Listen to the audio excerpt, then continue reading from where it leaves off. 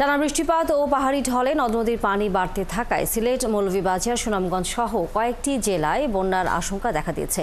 তবে আতঙ্কিত না হয়ে বন্যা মোকাবেলায় প্রস্তুতি নেওয়ার পরামর্শ দিচ্ছে জেলা প্রশাসন। এদিকে রবিবার ময়মনসিংহ, বরিশাল, চট্টগ্রাম ও সিলেট বিভাগের কোথাও কোথাও ঝোড়ো হাওয়া সহ মাঝারি থেকে ভারী বৃষ্টির পূর্বাভাস দিয়েছে আবহাওয়া অফিস। সহকর্মীদের তথ্য ছবিতে বিস্তারিত।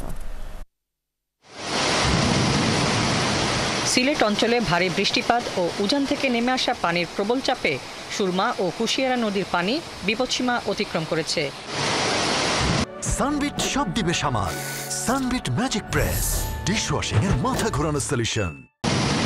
সকালে পানি উন্নয়ন বোর্ড জানায়, কানাইঘাট পয়েন্টে সুরমা নদীর পানি বিপদসীমার 0.79 সেন্টিমিটার ওপরে প্রবাহিত হচ্ছে। একইভাবে বিপদসীমার উপরে রয়েছে কুশিয়ারা নদীর পানি। সুরমা ও কুশিয়ারা নদীর পানি অনেক এলাকায় ঝুঁকি তৈরি করেছে।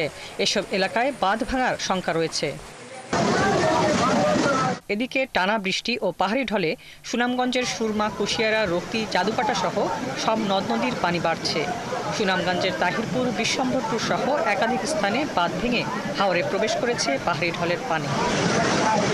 আগামী 48 ঘন্টায় এ অঞ্চলে ভারী বৃষ্টি হতে পারে জানিয়েছে আবহাওয়া পূর্বাভাস ও বন্যা সতর্কীকরণ কেন্দ্র। সুনামগঞ্জে এবং এর উজানে মেঘালয়ে বৃষ্টিপাত অব্যাহত আছে।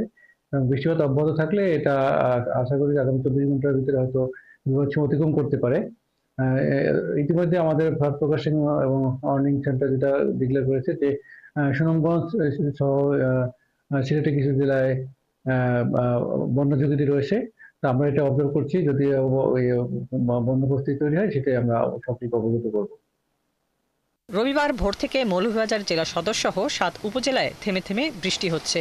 বৃষ্টি ও ভারতের উজান থেকে নেমে আসা পাহাড়ি ঢলে মনু নদীর পানি শহরের চাঁদনীঘাট পয়েন্টে বিপদসীমার ওপর দিয়ে বইছে। এছাড়া বড়লেখা ও জুড়ি উপজেলার নিচু এলাকায় সড়ক ও ঘরবাড়িতে পানি ওঠায় বিপাকে সেখানকার বাসিন্দারা। অবিরাম বৃষ্টি ও উজানের ঢলে কুড়িগ্রামের তিস্তা, ধরলা, দুধকুমোর, ব্রহ্মপুত্র সহ বিভিন্ন নদ নদীর পানি বেড়েছে।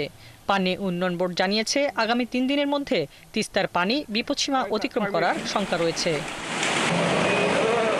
রবিবার ভোর পর্যন্ত টানা বর্ষণে তলিয়ে গেছে ময়মনসিংহ নগরীর বেশিরভাগ সড়ক, আবাসিক এলাকা, কাঁচা বাজার, দোকানপাট ও ব্যবসা বাণিজ্যের প্রতিষ্ঠান। শিক্ষার্থী ও চাকরিজীবী সহ কর্মজীবী নানা শ্রেণী পেশার মানুষ এতে দুর্ভোগে পড়েছেন। এদিকে উপকূলের পটুয়াখালীর রাঙাবালি ও পায়রা সমুদ্র বন্দরে রবিবার সকাল থেকে থেমে থেমে বৃষ্টি হচ্ছে। এদিকে ভারী থেকে অতি ভারী বৃষ্টির সতর্কবার্তা দিয়েছে আবহাওয়া অফিস। হাসিবা আলী বর্ণা, ৭১।